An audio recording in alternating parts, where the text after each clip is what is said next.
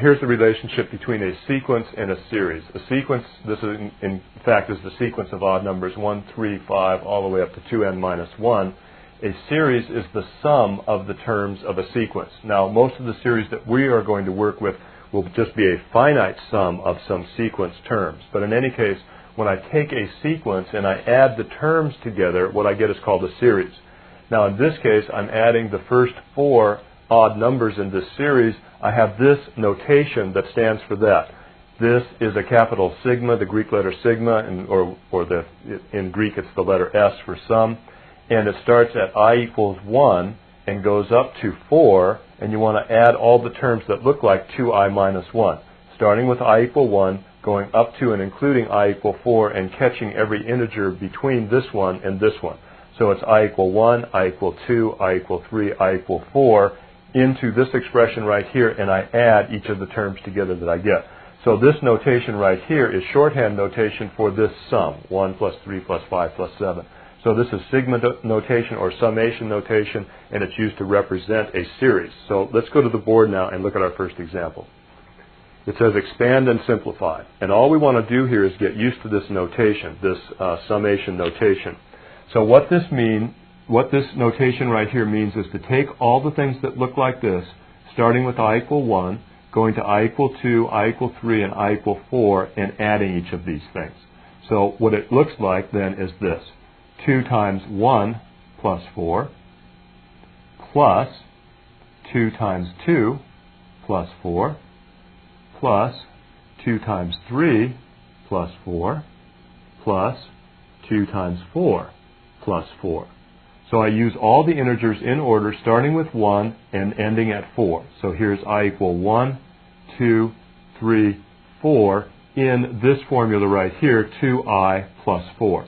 Now I can just simplify this. This is going to be 2 plus 4 or 6. This will be 4 plus 4 or 8. This will be 6 plus 4, which is 10. And this is 8 plus 4, which is 12. Now when I add all of these together, 2 plus 4 plus, 6 plus 8 is 14, plus 10 is 24, plus 12 is 36. So this really is just a fancy way to write the number 36. So again, what this notation means is to take all the things that look like this and add them up, starting with I equals 1, going up to I equal 4, and including all the integer values of I between 1 and 4. Let's look at another example. I have the sum from I equal 3 up to 6 of negative 2 to the I. So this stands for negative 2 to the third. See, it's a little bit different than sequences in that we don't always start at 1. Sometimes we can start at 3 or 4 or 5, whatever we want. Negative 2 to the 3 plus negative 2 to the 4 plus negative 2 to the 5 plus negative 2 to the 6. I just used the formula exactly the way it's given, replacing I with 3, 4, 5, and then 6, and then adding those terms together. So what do we have? Negative 2 to the third is negative 8. Negative 2 to the fourth is going to be 16. Negative 2 to the fifth, 32. And negative 2 to the sixth, whoops, take that back. Negative 2 to the fifth is negative 32. Going a little fast here for me.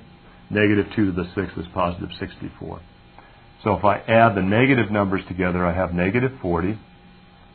Plus, I'll add the positive numbers together. 16 plus 64 is 80. And those come out to be 40. So this sum from I equal 3 up to 6 of negative 2 to the I comes out to be 40 when I expand it and then simplify it by adding each of the terms together.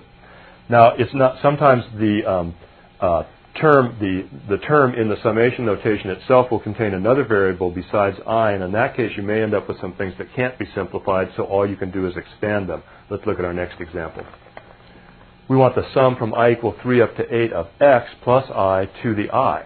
So I is the index of summation here, that's what it's called, and it's the variable that varies with each term right here. This x has nothing to do with this I, so we're just going to leave it alone. It's part of this term. So I get x plus 3 to the third power. Then I get x plus 4 to the fourth power, plus x plus 5 to the 5th power plus x plus 6 to the 6th power plus x plus 7 to the 7th power plus x plus 8 to the 8th power, and that's when I stop because I want my summation to go from I equal 3 up to and including 8. So it's 3, 4, 5, 6, 7, 8. And notice that the only thing that changed in the formula each time was the i's. So that x stayed the same in each case. Now, this would be a pretty difficult problem to do, x plus 8 to the 8th power, to multiply all that out. We'll actually see how to handle expressions like this later on in the chapter using the binomial expansion. But for right now, we would have to leave this in this form right here. We can't simplify it any further. What I want to do next is look at some sums and see if we can't find a general term for them and contract them back to summation notation to one expression using that summation notation. So let's take a look at the next example. It says, write with summation notation, I have 3/4 plus 4/5 plus 5/6 plus 6/7 plus 7/8. Now, I don't want to actually add these together. All I want to do is write this as an expression using summation notation. So let's see, this is 3 over 3 plus 1. This is 4 over 4 plus 1. I'm trying to see a pattern here. 5 over 5 plus 1. That is, the denominator is 1 more than the numerator. 6 over 6 plus 1. And 7 over 7 plus 1. So if I look at the 3 as the 4, 5, 6, and 7 as the things that are changing and the 1 is staying the same, all of these have the form of I over I plus 1. That is, the denominator is 1 bigger than the numerator. And I want to add them all up, starting with I equal, that's right, 3, and going up to I equal, correct, 7.